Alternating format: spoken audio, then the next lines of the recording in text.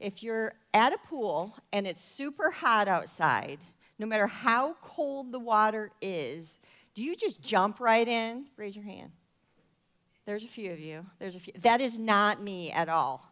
And I have a couple of kids that love to make fun of me. And they'll be in the pool, and it'll be just even a little bit cold.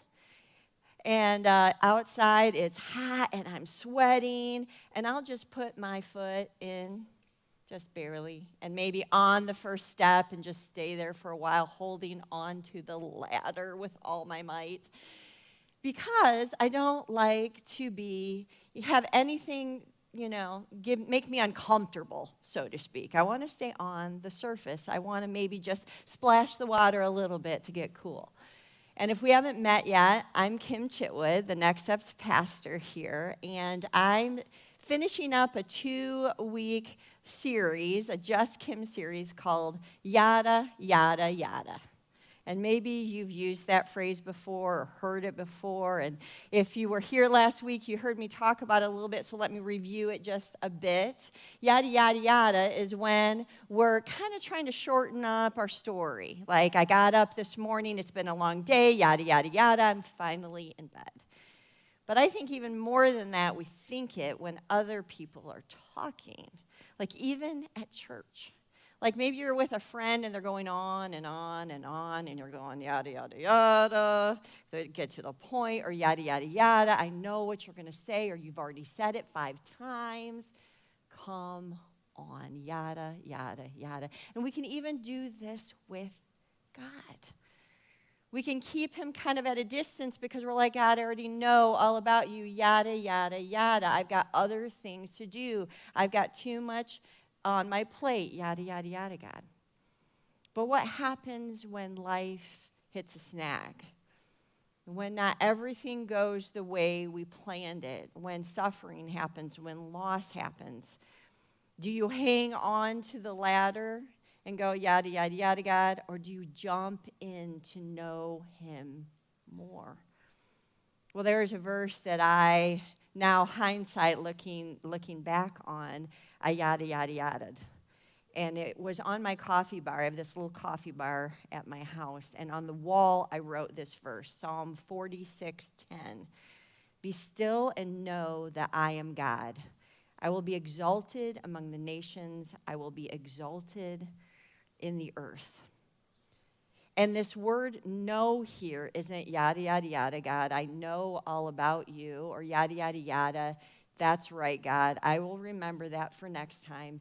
It's a knowing of sitting with God, of being with God, of knowing his heart, an intimate relationship where you walk with him, you sit with him, you make space for him, you experience him, and he experiences you. Because he says this, he says, listen, you need to experience me, and I want to experience you.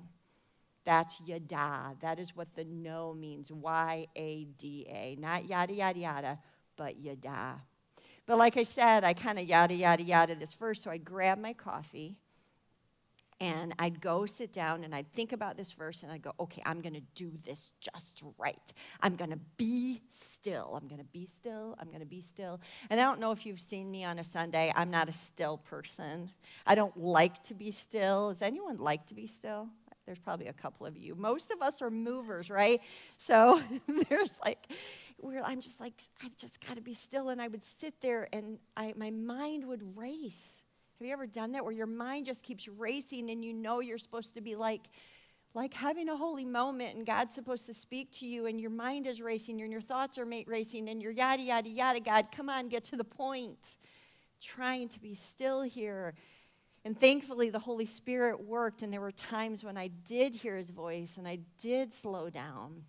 But most of the time, I was trying with all my might, and I ran into a snag. I ran into a really hard day where I was sitting there, and I was grieving, and I was missing my husband, and I just wasn't feeling good about anything in life. And I sat there, and I thought, maybe I don't have all the answers. Maybe there's more to this stillness than it being about me. So I looked up some commentaries and the Hebrew for this word still. And wouldn't you know, God taught me a few things. The first thing he said was, still meant to cease striving. And I went, oh, so it's not my job to be still. It's to let go. It's to surrender it to God. And then I went on a little bit more, and it said to sink. And I thought about the pool.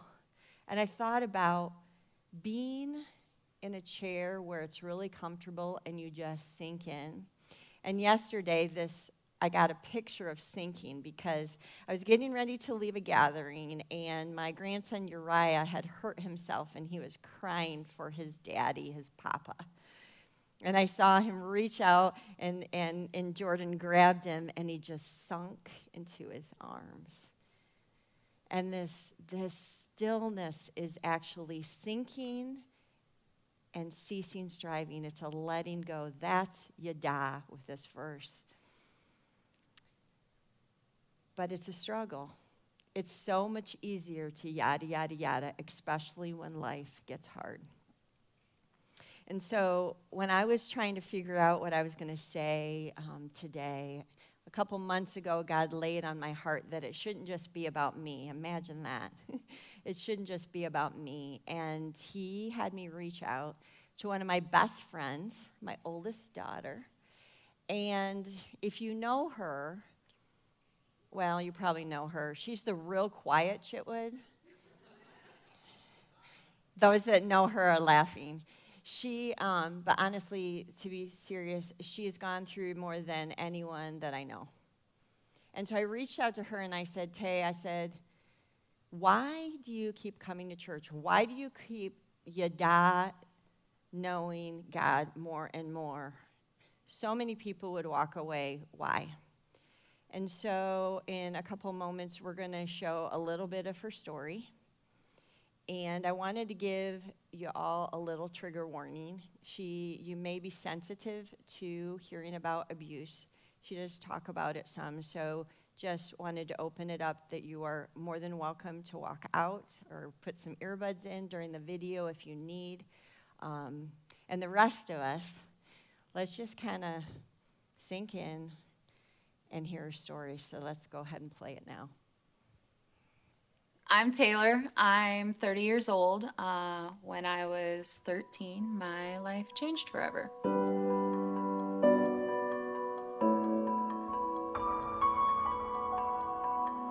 When I was 13, I had my first seizure. As things went on, I started getting more diagnoses. Now it's not just the seizures, it's fainting disorders, insomnia, chronic pain disorders, autoimmune diseases. I lost a lot over those years. I lost a lot of friends who thought I was either flaky for having to cancel last minute or who thought that I was faking it and being dramatic for attention. For the first few years, it's really easy to have faith. Everybody's got a cure, and at first that's great because you've got this whole world of opportunities. But then life goes on. And this common big C church toxic rhetoric is that if you have enough faith, you'll be healed. So as time goes on and I'm not healed, you're left there in tatters wondering, what did I do? What did I do that was so bad that no matter how hard I pray, no matter if I do everything right, I am still sick. When that happens, you are opened up to the predators of the world because you don't have that identity that God has given you. And so when I was 18, I met a very charismatic, supposedly Christian 24-year-old. I didn't just step into that relationship. I closed my eyes and I jumped. I was finally, I think, starting to realize that something was wrong, that it wasn't supposed to be this way. For the first time, I couldn't hold back the scream. As I was screaming, My mouth was covered so no one could come help me. Screaming out to God in my head, like, I need you to make this stop, or I need you to let me die, because I cannot take this anymore. Like, what did I do, God? What did I do to deserve this? And I'm feeling so much shame. God swept in, and I felt him more than I have ever felt his presence. I felt God in this physical way that I have never felt before. It was so strong that his presence in that moment to me was undeniable. The emotions that I was experiencing, the anger, the pain, the frustration, the fear, I felt God, I felt his emotions with me stronger than my own were. I felt like he was sorrier about what I was going through than even I was myself. That night carried me through a lot of pain. A few months later, I started dating another very charismatic man. Then on December 17th, 2013, my dad died suddenly of a heart attack. And on December 19th, 2 days later, this boyfriend assaulted me with my family and my friends sleeping yards away from me. I couldn't feel anything but shame. I went through a very dark emotional period. I had learned during this time that hardening my heart was the best way to protect myself. The more you harden your heart, the harder it is for people to hurt you. And the harder it is for people to hurt you, the more impenetrable you are, the stronger you are. At least that's what I told myself. And then I wake up one morning and I realize that this hardened heart hasn't just prevented me from feeling pain, but from accepting love and accepting joy. Now I am learning to soften my heart towards God, to soften my heart towards people, but I'm still building that trust. And I did not know where to begin with that, because how do you trust a God that let all of this happen? To soften my heart towards him, I had to know him. I did this by remembering the story in the Gospels where there's a storm raging around in this boat. The disciples are in a boat. All of a sudden, Jesus is like, calm down. And the disciples are like, because it calms down. And I love that, because afterwards they go, what kind of man is this, that even the wind and waves obey him? So I asked myself this question and have the journal entry. What kind of man is this? As I ponder, I know. This is a man who thought I was worth dying for. This is a man who forgives me in every moment of faithlessness. This is a man who holds me on the nights my pain is overwhelming. This is a man who comforts me when the grief is too much to take. That's great. But then what about the times that I start doubting? Because it's not easy. It's not easy when you are in a constant state of suffering. I had to learn that it was okay to have my doubts. I had to pray and have Jesus speak to me and tell me, this is how you know me better.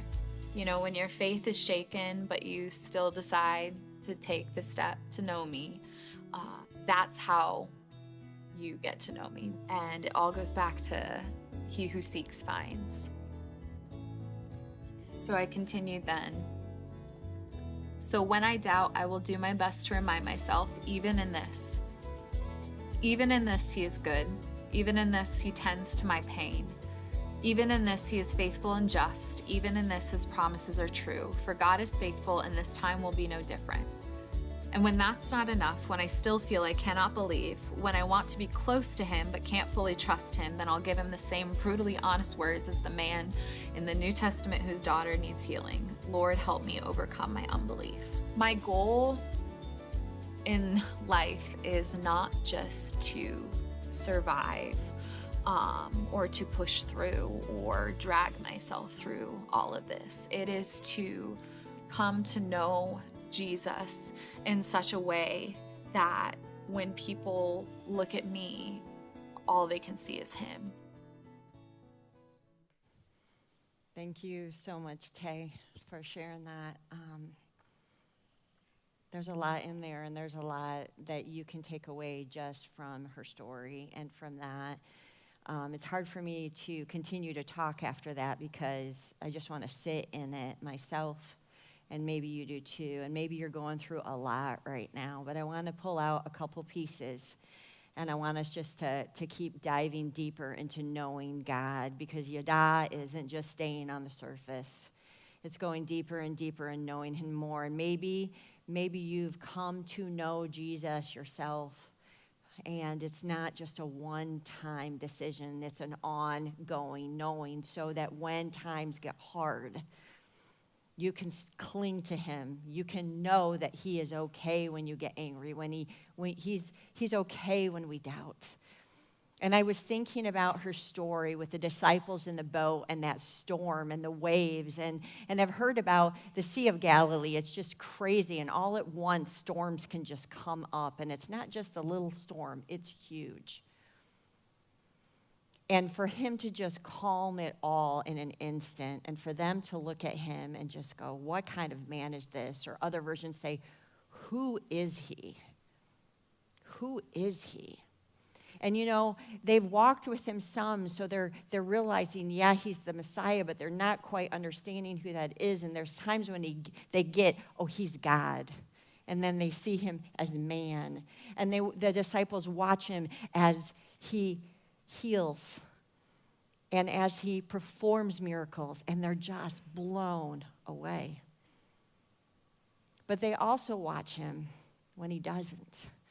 When he walks past those that need help, when he walks past those that need healing, and he doesn't. He didn't heal every single person around.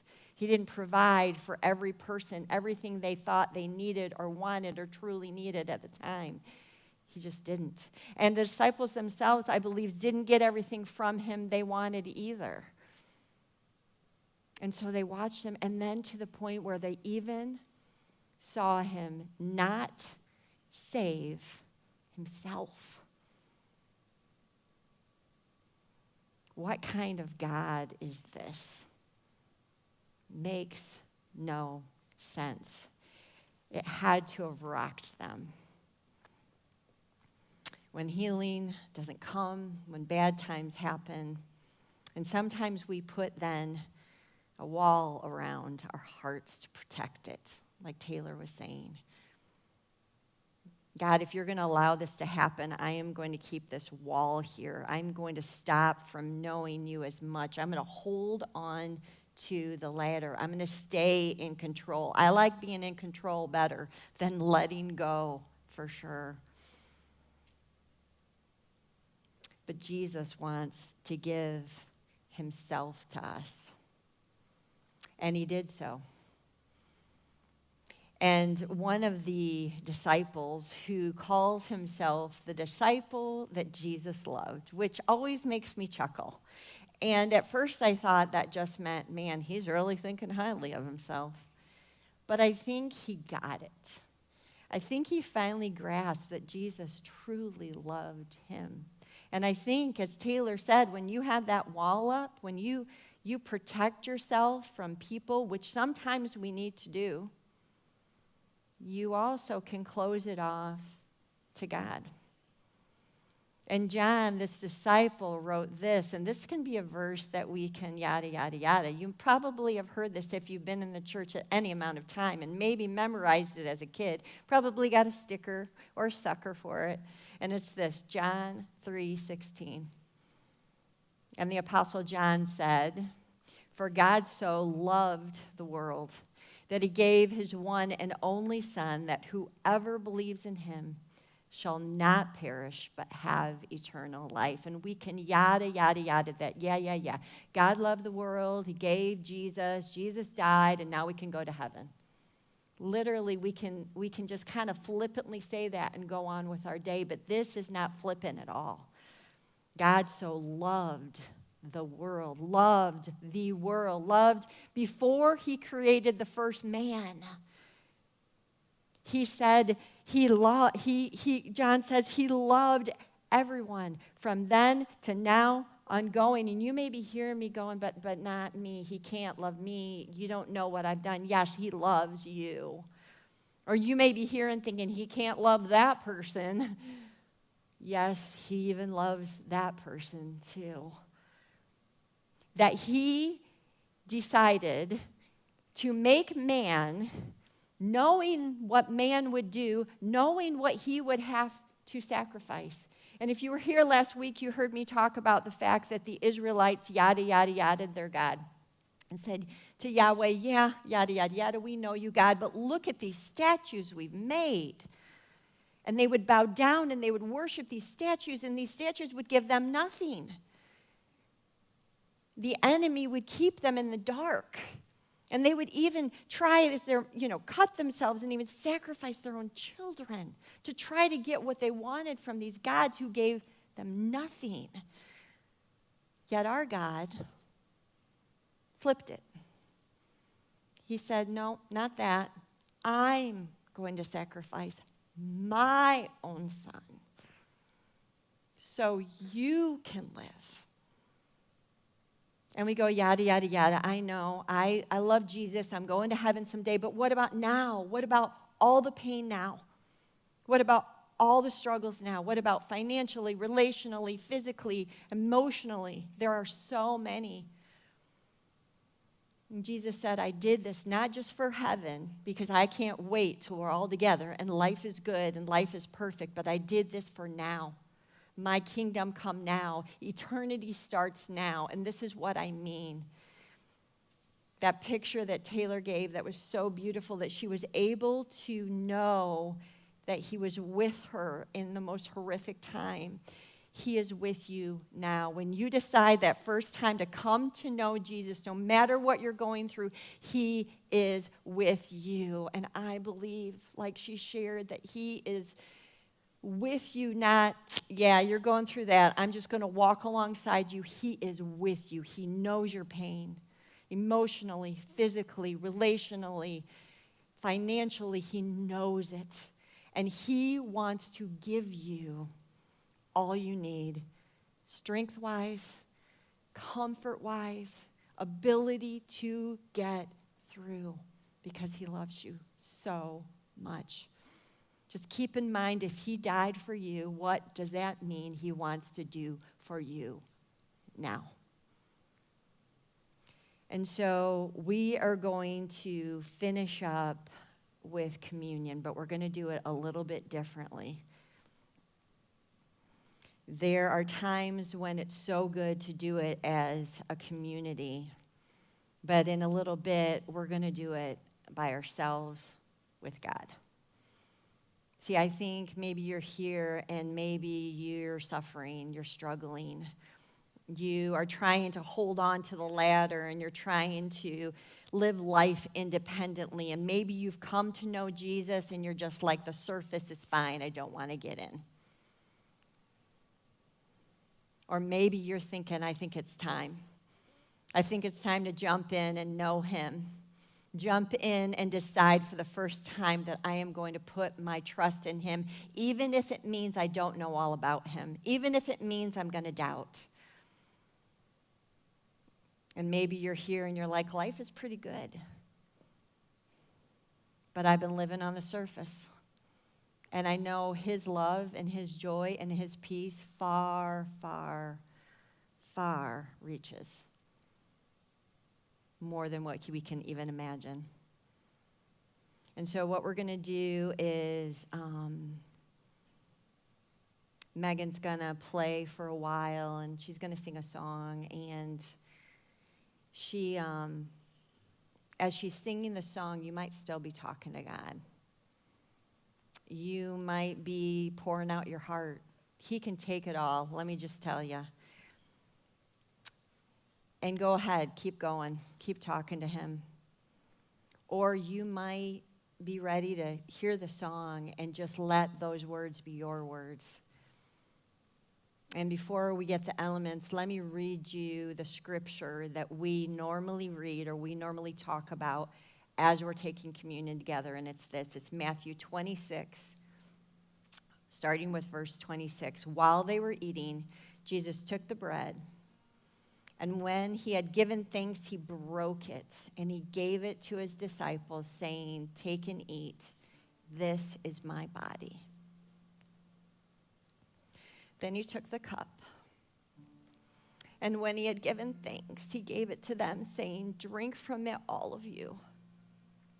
This is my blood of the covenant, which was poured out for the many for the forgiveness of sins."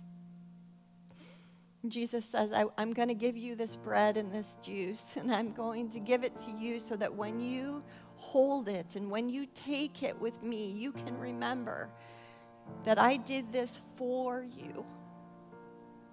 I didn't have to, but I did. Because I love you. And if I did this for you, just imagine what I want to do for you now. No matter what you're going through, no matter what you're holding on to, no matter what you're fearful about, that he is a God who wants to save you and love you and walk with you through every single storm. So go ahead and come get the elements. There are some in the back, so if you're in the back half, if you could go get it there. If you're in the front half, come get it here. And then just spend some time with Jesus and take the bread and the juice by yourself.